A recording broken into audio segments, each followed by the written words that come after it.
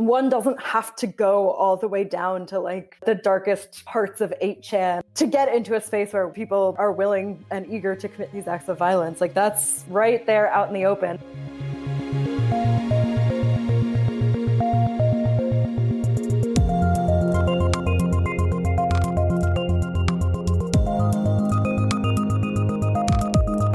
Hello and welcome to Tech Won't Save Us. I'm your host, Paris Marks, and this week my guest is Becca Lewis. Becca is a PhD candidate in communication at Stanford University, and she's written for a number of publications including NBC News, Vice News, and New York Magazine. In 2018, she wrote a report for Data and Society called Alternative Influence, Broadcasting the Reactionary Right on YouTube, where she looked at the ways that right-wing YouTubers build their audiences, spread their messages, and introduce people to even more extreme ideas, even without the need for recommendation algorithms or other technologies. These are the incentives that are built into the platform itself. With the Trump presidency coming to an end and the role that social media has played during his presidency, and especially with the recent events with his supporters storming the US Capitol building, I thought this would be a great time to chat with Becca and get her insights on the impact that social media and YouTube in particular has had on growing these movements during the Trump presidency, but even well before that. This is a fascinating conversation, and I think you're really going to like it. Tech Won't Save Us is part of the Harbinger Media Network, and you can find more information about that at harbingermedianetwork.com. If you like this conversation, make sure to leave a 5-star review on Apple Podcasts, and make sure to share it so other people will find it and hopefully listen in. If you appreciate the work that I put into making this show every week, you can join supporters like Isaac A., Stephanie Hardman, and Kevin Mahoney by going to patreon.com/techwon'tsaveus and becoming a supporter. Thanks so much and enjoy the conversation. Becca, welcome to Tech Won't Save Us. Thanks so much for having me. I'm excited to speak with you. Your research on YouTube and how that influences radicalization, I think is super important, like especially right now, unfortunately. So obviously I want to dig into that with you. And before we get into your recent findings and recent events, I wanted us to kind of get some insight on how we got to this time, I guess, or how we arrived here, you know? Yeah. And so I did want to start because, you know, I feel like social media and its role in radicalization has become a really important narrative during the Trump campaign, right? But obviously it has been having this effect long before Trump came to power, right? And it had to start somewhere for it to build to that point anyway.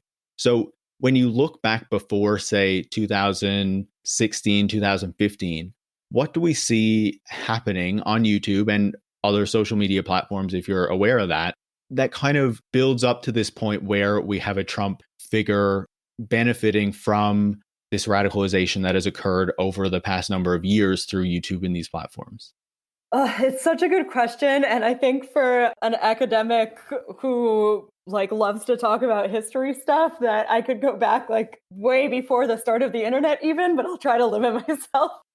Even from the early days of the internet, racist activity online has been a huge, huge presence. And there are scholars I'm thinking of Jesse Daniels, the sociologist, who has written about kind of how we have this stereotype, I guess, of white supremacists being kind of backwoods, really non-technologically savvy. And in fact, that's never actually been the case, that the KKK, for example, the iteration during Reconstruction and then again in the 1920s, was incredibly media savvy and was taking advantage of mass media technologies in really sophisticated ways. And then again, with the internet, as Jessie Daniels calls them, she uses the word there, innovation opportunists, she calls them, which I think is a great way of describing it because, you know, Stormfront, which for a long time was kind of the biggest white supremacist forum online, they were really early, ahead of the curve in terms of recruiting people and getting this big presence where they could start really networking across lines. I tend to, as you mentioned, look at YouTube specifically. And so I think the role of social media platforms is huge. And the signs were there with YouTube quite early on as well. I think that perhaps the more recent focus partially is because of, Trump getting elected, of course. And so everyone turned their focus to information online. But also because I think that there's an outsized focus on the role of the YouTube algorithm, the recommendation algorithm specifically, which does play a really important role in radicalizing people. Because for those who aren't familiar, the way it works is when you're done watching a video, it immediately either will autoplay a next selection, or also there's a series of options for people to click on to what to view next. And the theory is that the YouTube algorithm continually surfaces kind of more and more extremist content, and that the recommendation algorithm is relatively young in terms of YouTube's history. But actually, even before that, there's been kind of a strain of, I guess you could call it like reactionary celebrity culture on YouTube. And that's the piece of it that actually I'm more interested in and that I focus on more in my research. And so early examples of this, I think probably the two biggest are people who coalesced around Ron Paul as a candidate early on. And even though Ron Paul wasn't deeply active on YouTube, then kind of the next iteration was people who did start being active on YouTube, and that was the new atheists. And so a lot of people, this started, I think, kind of towards the end of George Bush's presidency, when I think a lot of the way that liberalism at the time was expressing itself was as a counter to kind of evangelical Christianity. And so there was this strain of like, we need to be following logic and reason. But actually, what ended up happening was it became more than anything else this culture of atheists who were worshiping these. Well, worshiping is a very pejorative term, but we all worship celebrities. I should say that up front to certain degrees. But it was a movement of these few celebrity atheist men. So in particular, Richard Dawkins, Christopher Hitchens, Sam Harris, and I always forget the name of the fourth one. There's four of them. I always forget his name too. He's clearly the least consequential in their eyes. But they really kind of became known as like the four horsemen of atheism. And so it really was a movement built around them. And when some women in this movement started voicing kind of concerns about the ways they had been treated at conferences and kind of the way that women's voices were marginalized within this group, then it very quickly shifted into kind of an openly reactionary space with, at times, Richard Dawkins was leading the charge on that. He was, kind of openly criticizing feminism and women who brought their concerns to the fore. So I think of that in some ways as the first real precursor to all of this stuff on YouTube. And then right along with it was Gamergate, which actually also to a large extent unfolded on YouTube. I think that's fascinating. And I'm happy you brought up the new atheists as well, because I feel like when we talk about, what's going on now and the people who are participating in the intellectual dark web, the alt-right, like these communities, I feel like the link is often drawn back to Gamergate, rightfully, but I feel like it's not drawn back further, right? And the new atheists were the first one that I became aware of as well, right? And that I noticed.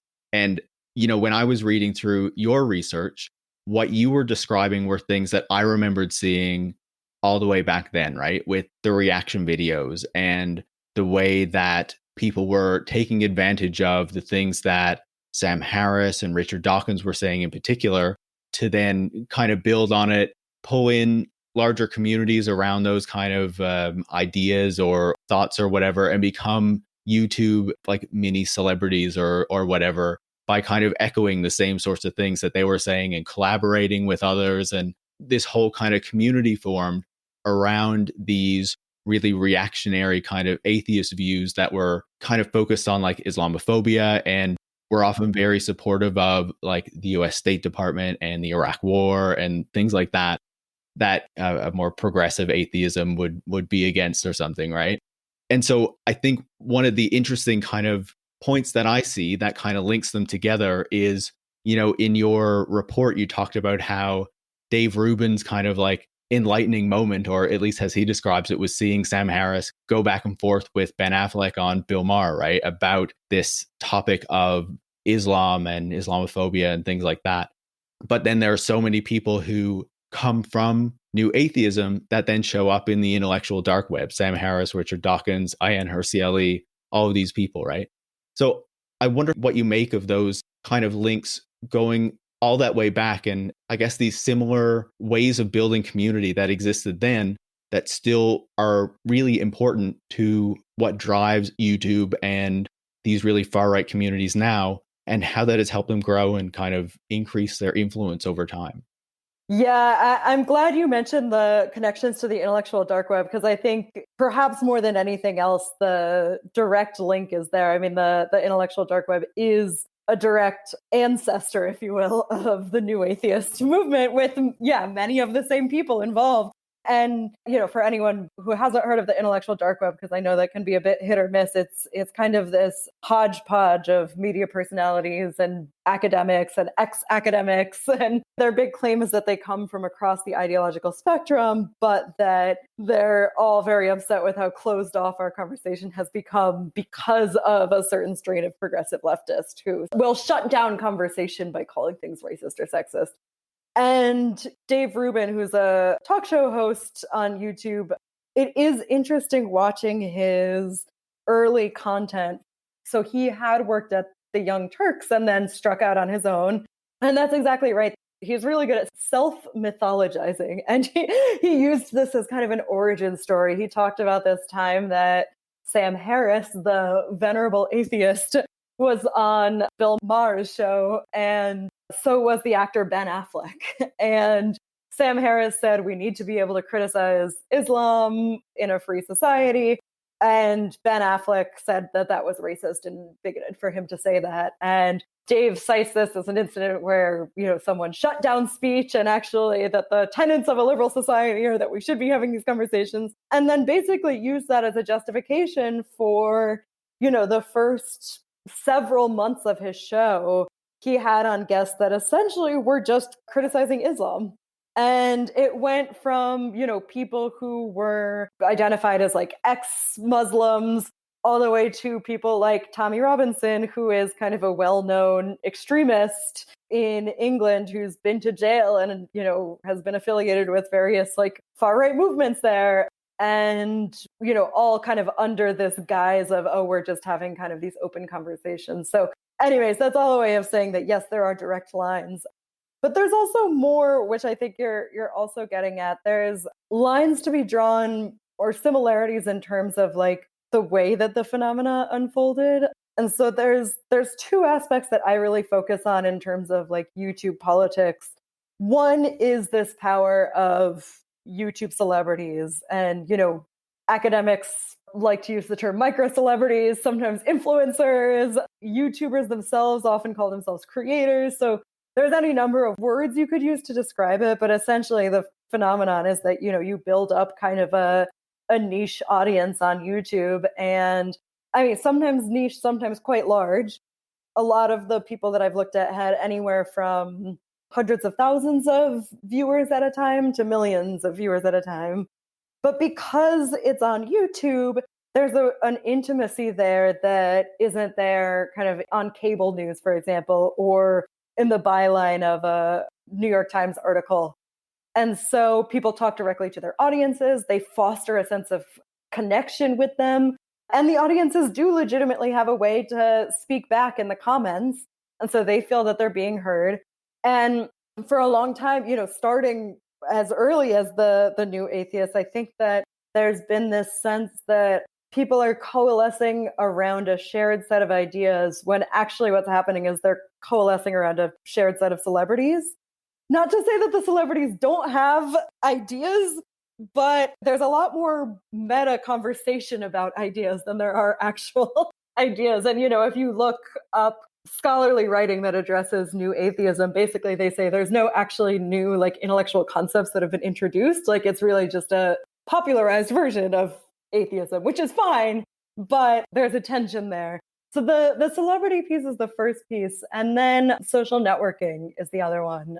So it can be very advantageous for individual creators on YouTube to collaborate with other creators because you get to get exposed to bigger audiences, right? If you go on someone else's show and they have a bigger platform than you do, that's great exposure for you. And also it helps kind of as a branding mechanism, right? Like we are all these creators who operate in this space and we kind of have this shared set of beliefs. And at the same time, viewers who can leave comments and go to whatever subreddit page is about this, they can actually take part and like become part of a community as well around it. And so really it's the combination of celebrity and social networking that I've tended to look at and see as kind of some of the most important factors. Yeah, no, I think that's a fascinating piece of it, right? Because going back to what you said about the algorithm and how there's a lot of focus on the recommendations algorithm on YouTube being a source of radicalization, what you explain in your work is that obviously that certainly is a source of it, right? But there is a much bigger thing at play here where these YouTubers are collaborating with one another to increase their reputation, to share audiences.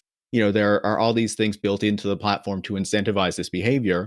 But then that also kind of leaves the door open to, I don't know, say you watch one creator and they're not so radical. They're a libertarian or whatever. But then they talk to a white nationalist. And then you start watching the white nationalist videos. And then they collaborate with a fascist or something. And then you go to those videos. And there's not a lot of pushback on these ideas in some cases. So, these people come across as seeming really intelligent if you don't have kind of the knowledge to back it up. So how do you see that kind of playing out? How do you see these kind of incentives in the platform on YouTube kind of encouraging radicalization beyond just algorithms pushing videos on people? Yeah, I think that's a really good way of summarizing it, that there are all of these incentives there and they can be resisted, but a lot of people do find themselves leaning into them. Building an audience on YouTube is not an easy task. A lot of people try it and are not successful. On top of that, it's really, really difficult to know why YouTube is making certain decisions that it makes. And so a lot of creators really are kind of operating somewhat in the dark and trying to make whatever decisions they can based on the cues that they get. So, what happens is, for example, if there are already audiences out there, which there have been, that are hungry for kind of far right content that, dunks on different feminists or all of these different things, creators often will see that coming through in their comments and then will act on that and say, the audience has been asking for a video criticizing this feminist or addressing the issue of Black Lives Matter or any of these things. And so they lean into that because that's what their audience is asking for. Not to say that they don't believe those things themselves, but I think one of the biggest issues with YouTube is that it actually can become impossible to tell kind of who is genuinely espousing these ideologies from a place of pure belief and who is doing it because it's profitable, right? The profit incentive is there. And so you have people that, have a reputation for being like, quote unquote, grifters in the space who are just doing it for money or fame. You have people who seem to be like genuine adherents to these ideologies. And then I think there's everything in between, right? There are people who may kind of convince themselves over time that they believe in what they're saying, or who may genuinely get radicalized over time. So another thing I've observed is different influencers radicalizing each other. And this is something that, you see on Dave Rubin quite a bit as well. I would also argue that he's leaned quite a bit into what his audience demands are, but he'll have on prominent conservative or far right figures. And he is kind of a pinnacle of, claims to be giving interviews, but really doesn't push back on anyone at all, right? It's about the friendliest interview anyone can hope to get. And people will start espousing kind of openly racist, often disinformation or conspiracy theories. And, he kind of then incorporates that later on into his talking points. And so you can see the way that these things snowball. And it's a boon for him to have some of these controversial figures on because controversy generates viewership, right? Whether you're hate watching or watching out of love, that money's still going into his pocket. Absolutely. And with the way that these ideas are promoted, pushed, I don't know exactly how radicalization works, how it takes place, but I guess you watch more and more of this and come to believe the things that these creators are saying, if you haven't already believed them already and are just seeking it out because it's something that you're interested in. But obviously, in the past couple of months, there has been like a final report, I think, on the events in Christchurch where, this man went into a mosque and shot 50 odd people. But, that was something that was streamed online at the time it was happening. And in this report, it actually said that YouTube was the source of this person's radicalization. So when you hear things like that, what does that tell you about the material impacts that YouTube is actually having?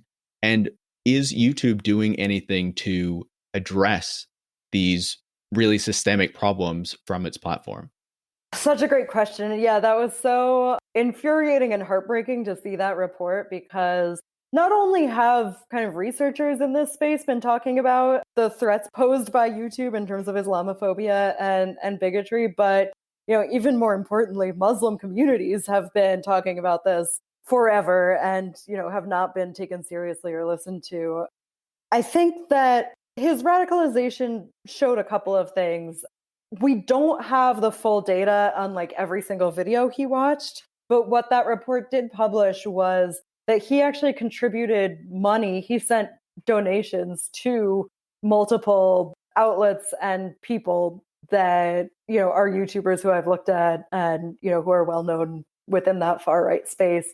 And so clearly what that shows is that he had developed some sort of investment in these people whose content he was watching, right? There seems to have been that parasocial relationship there that gets developed where a viewer comes to feel very devoted to the people he's watching.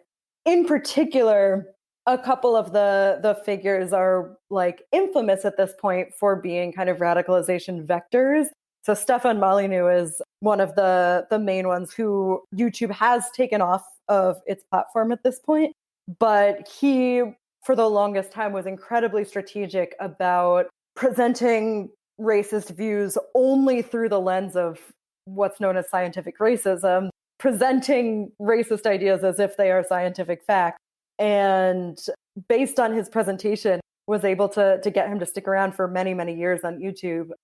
In terms of what YouTube is and isn't doing to address it, it's tough because they have in the past year or so taken a bit more of an aggressive stance on, kicking off some of the worst offenders in terms of, in particular, kind of anti-Semitic content, openly white supremacist content, and so on. But there's a whole lot of other stuff they haven't done, let me put it that way.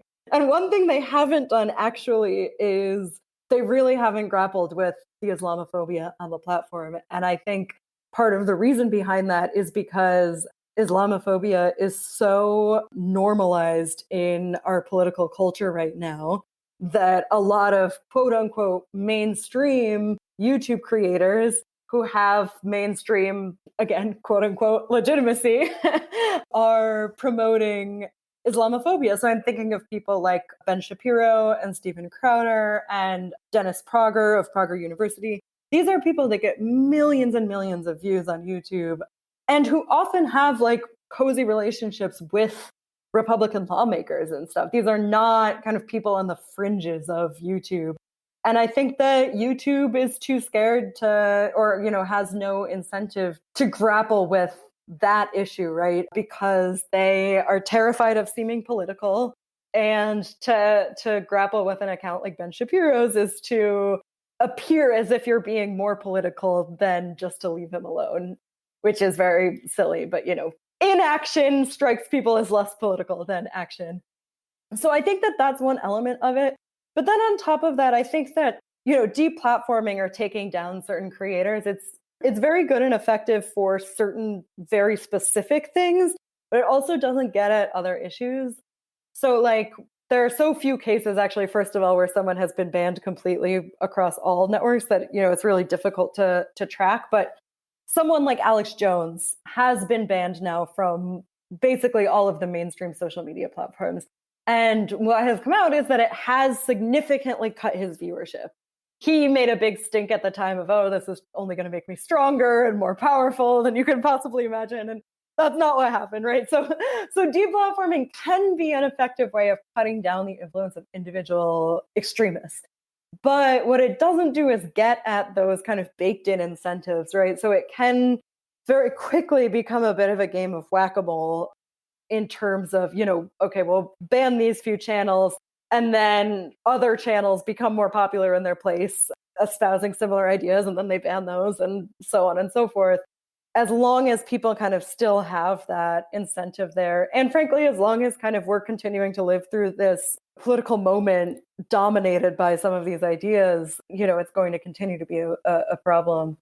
Yeah, no, I think you're absolutely right. And, I would just say to follow up on your points on like the Christchurch shooting and what came out on that report, there was a similar, not so deadly, but a similar shooting in Quebec as well. And in that case, the person who carried out that attack, Ben Shapiro, was the person who he was interacting with the most, right? Obviously, there was a long line of people, whose videos he was watching and things like that. But Ben Shapiro was the main one. And Ben Shapiro still promotes really Islamophobic stuff. And when they were interviewing him later after the attack, obviously the police, what he was saying was that he thought that these people were going to kill his family. And that's why he, went and did this. And it was used as this way of showing the degree to which these videos and just this like rampant Islamophobia can like warp people's minds and what they really think is happening. And like then these just nice Muslims going to like pray just the same as like, I don't know, anyone's family will go to church, are like seen as this threat to the community by these people who have consumed so much of this content. And I think one of the pieces of that report that stood out to me and that we've seen time and time again is that the New Zealand government, and again, it's not just the New Zealand government's problem, was that they were paying attention or that they were looking for Muslim radicals or people inspired by ISIS or whatever, right? And not paying attention at all to people who were, white nationalists or whatever. And that it seems like it's come up time and time again as being a problem that is just ignored. Absolutely. And it's so infuriating. It's still considered in the United States as well that, when you talk about radicalization and whatnot, the dominant narrative is still around kind of, Islamic extremism and so on and so forth. And I think it's partly because it's easier for Americans to wrap their head around because Muslims are already kind of treated as the other and all of these different things. And because there are a lot of Muslim immigrants, there's also able to frame it as like, oh, in terms of xenophobia and all these things.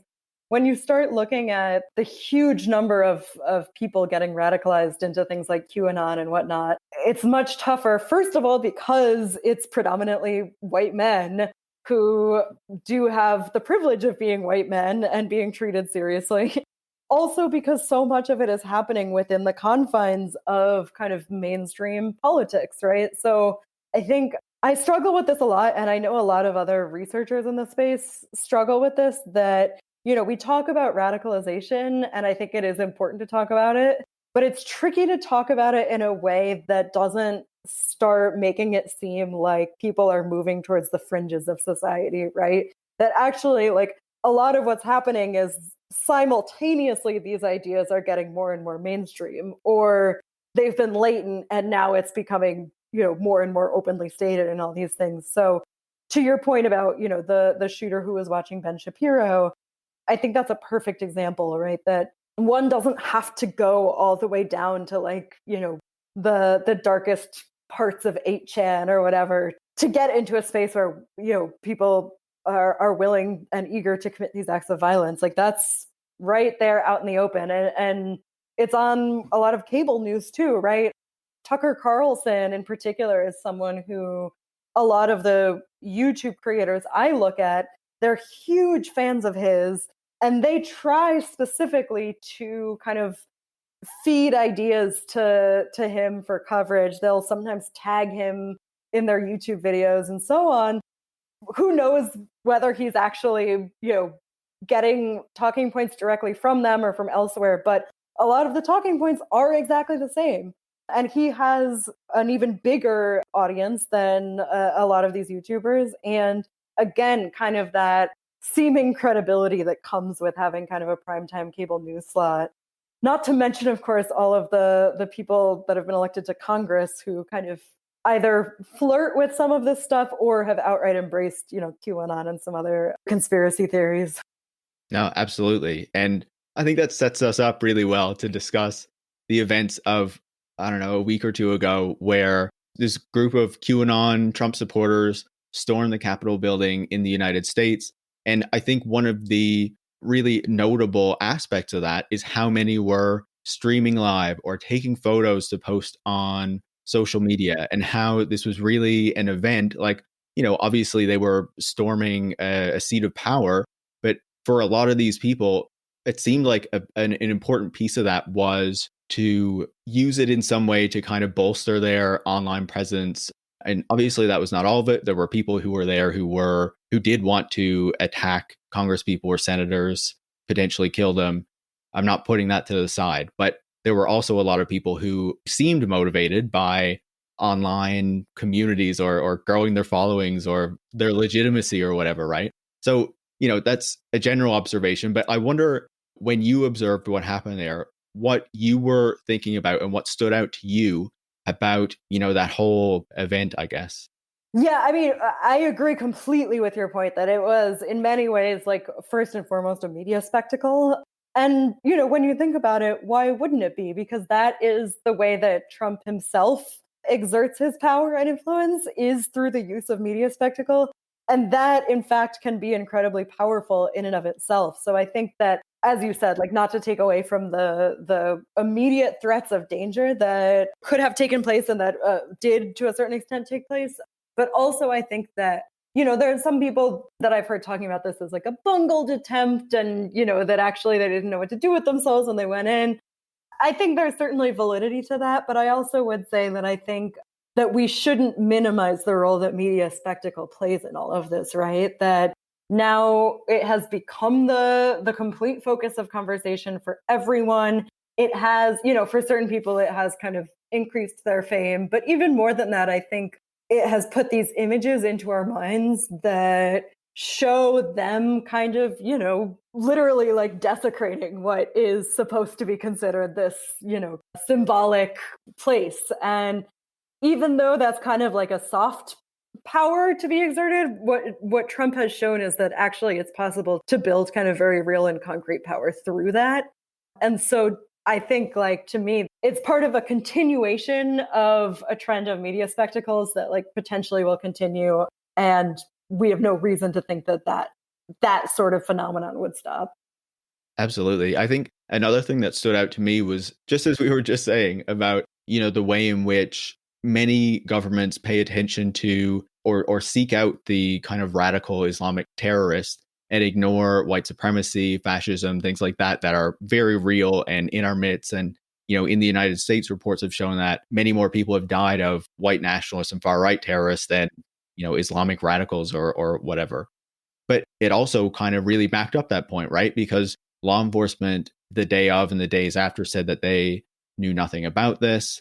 And the way that the people who stormed the Capitol felt that they had impunity, that they could stream all this stuff, that they could take images, and that there would be no consequences, right? And we saw it, even the way that many police officers reacted, and, in some cases were even taking photos with them and assisting them possibly. And, I know that they're still looking into the degree to which police or even congresspeople might have assisted with what happened that day.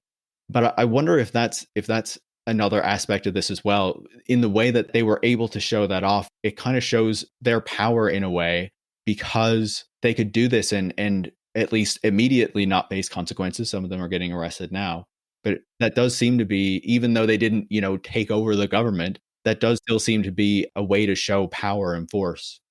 Absolutely. Yeah. And I think, like, some of the people were chanting as they went in, like, this is our house, right? And that really is a gut punch, in the sense of, like, well, historically, yes, it has been a white supremacist branch of government, right? And so there is kind of this thing that I think makes it's uncomfortable to talk about, but it is the relationship between kind of the structural racism within the United States and the United States government, and then kind of the overt, explicit racism of the group storming the Capitol, and how actually there's kind of an uneasy symbiosis there. And so, that I think that not only manifested in terms of kind of the police presence or lack thereof, but also in terms of tracking kind of the media narratives that emerged in conservative spaces after the fact. So I was keeping track of like Fox News and some of the other, Newsmax and One American News, these, hyper partisan cable networks, as well as some YouTubers who are considered a bit more mainstream conservative than some others. But overall, the trend was, they denounced the people that went in. They kind of, said they didn't support any of the violence. They didn't support that small group. But at the same time, they did a lot of the rhetorical heavy lifting for this group by kind of indulging in a range of different narratives, one of which was trying to equate it to the Black Lives Matter protests that happened throughout this summer, which involves like a whole slew of false equivalencies, right? But to me, that's like a very clear case of like a larger media structure carrying water for kind of this more overt white supremacist group. Absolutely. But I wanted to ask you, like, obviously you described part of their response there, but another part of it was to talk about free speech and how they're being silenced yet again, right? And, obviously in the days after that, Twitter closed something like 60,000 or 70,000 QAnon accounts. And it seemed like Facebook finally took action. YouTube seemed to belatedly like delete Trump's account a little bit after everyone else. But I wonder what you make of this argument that closing these accounts is like a violation of free speech or is censorship or something like that. Because for so long, these platforms have done so little, it seems, to kind of take any action against these kind of people or discussions that ultimately do lead to violence. We see with Charlottesville, obviously the storming of the Capitol, what happened in Christchurch in Quebec, so many, examples of this, right?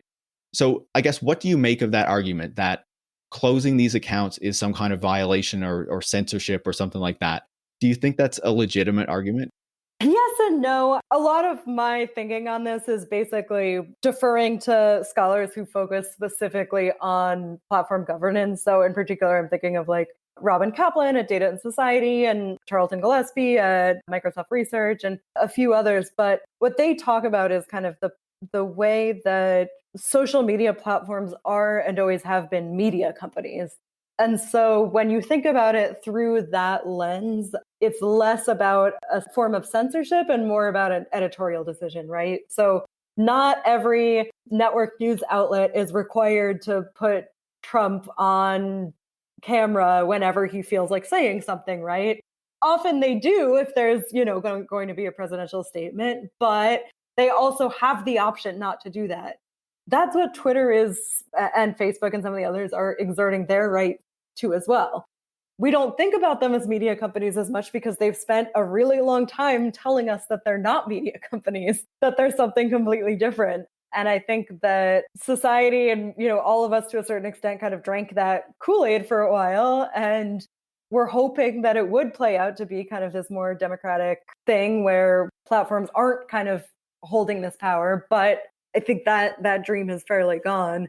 So I think there's that element of it. At the same time, they're media companies, and unlike any other media companies that we've known or experienced before, right? So I think part of the problem is that we don't actually have like a solid, stable set of vocabulary to discuss what these things actually mean yet, because we've never observed anything fully like it. And so I think it's possible to say like, no, this wasn't an act of censorship, but yes, it is troubling how much power these companies have over public discourse right now. I would absolutely agree with that, though. Like, I think it's completely fair to say that this isn't censorship, but at the same time be worried that these incredibly powerful companies have a lot of power and we don't even completely understand the way that power works, right? And so I think that's a really big issue. In your work as well, you talk about the sexism and the racism that is in Silicon Valley itself, right? That is within these companies themselves. How do you think that has affected the way that they have responded to these things over the course of a number of years now? Obviously, they have taken action in the past couple of weeks, but for a long time, they kept saying that they were a neutral platform, that they weren't going to do anything because they had to let free speech, play out or whatever. What do you make of that? Yeah, totally. I mean, I think white supremacy in kind of the broadest sense, it manifests in Silicon Valley in a lot of ways.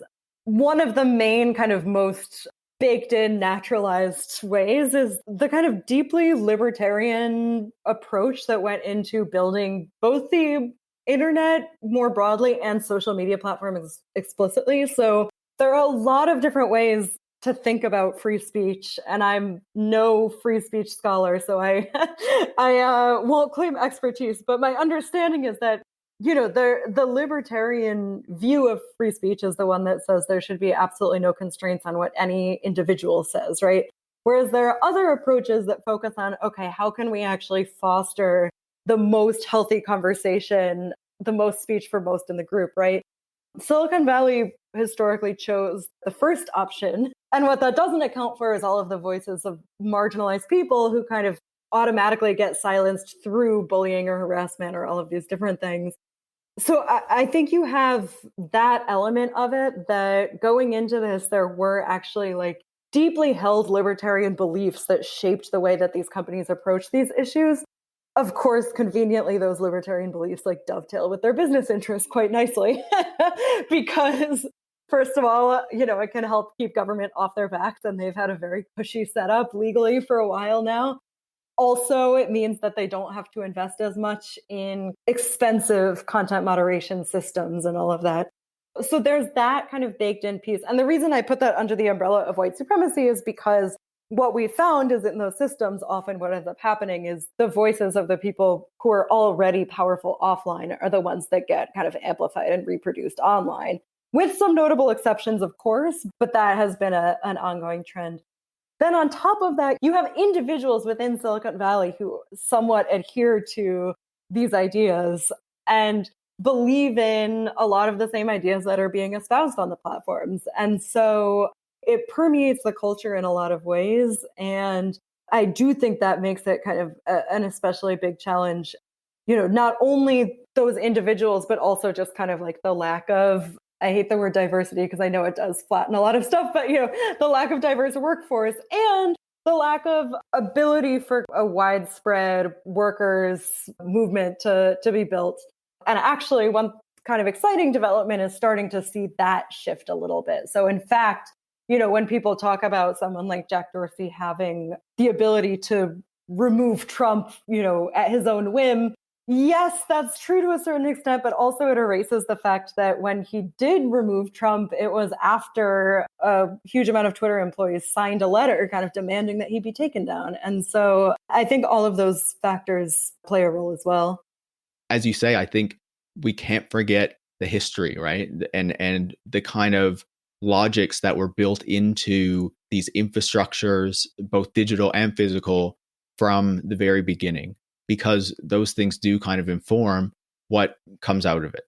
But I do want to return to the point that you made about them being media companies, right? Because for the past decade or so, they have been pushing it into our heads that they are not media companies. They shouldn't be treated like media companies. We've been using the language that they created and gave us to discuss them, right? And so if we kind of change how we see them and recognize that they are media companies, maybe not in the same way that CNN is a media company, but are still media companies in a way, how does that force us to rethink how they operate and the responsibilities that they have to, I guess, the broader society and ensuring that their platform isn't hurting the society in general, I guess? Yeah, that's such a good question. And I think, sadly, I don't have the perfect answer to solve everything. But I think part of that is a broader issue, which is that we've lost the thread more broadly around what the roles and responsibility of media as a whole are. And so I think, you still get it to a certain extent with kind of print publications, but cable news and just TV news more generally, in many ways, there still are lots of journalistic norms within that space, but also it has become entertainment as much as news. And that's almost a cliche to say at this point, but really what that goes back to is deregulation of the media that happened in the 1980s and the 1990s. So again, going back to history. But, what happened is historically the media and the government have kind of been deeply entwined in their relationship. So not only in terms of the government regulating the media to make sure that, there's kind of public interest at stake and all of these things, but also actually the government has for a long time been a subsidizer of media from the very beginning. And so media as we know it wouldn't exist without the government. And I think that's really what has gotten lost kind of in the past couple of decades. And perhaps in some ways, the conversation around social media platforms is kind of reviving that conversation in a new light. So maybe that actually is a silver lining that we can start to think about these things again. I don't see ourselves being in a political situation soon where there would be mass support for, re-regulating the media, nor do I pretend to be I'm not a policy expert. I don't know what that would look like or anything, but I just, looking historically, we can see kind of how that trend of deregulation, I think, also kind of got us away from that idea that the media do have this responsibility to kind of inform the public and aren't just in it for profits. No, I absolutely agree with that.